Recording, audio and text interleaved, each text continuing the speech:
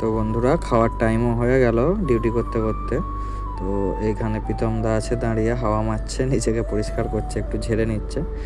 আর এই যে আমি যাচ্ছি প্রীতম দা পিছু পিছু, এখন আমরা খেতে যাব, দুজনেই যাচ্ছি। আর এই বেরিয়ে দেখছি যে এই গাড়িটা খালি হচ্ছিল, গাড়িটা পুরোপুরি খালি, কমপ্লিট প্রায় শেষের দিকে। আর এই 3টে গাড়ি এখনও খালি হতে বাকি আছে। তো যাই হোক, খেয়ে এসে দেখা যাক কতটা কি হয়।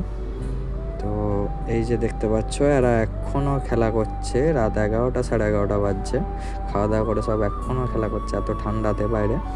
আর আমরা এখন যাচ্ছি খেতে। তো চলো।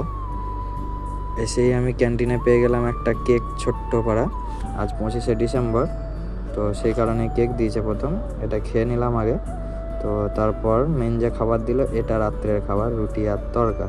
তো এটা খেয়ে আমি চলে এলাম ডিউটিতে। আবার এখানে কাজ হচ্ছে আর গাড়িগুলো এসে দেখছি খালি হয়ে এসেছে, আর 2টি গাড়ি বাকি।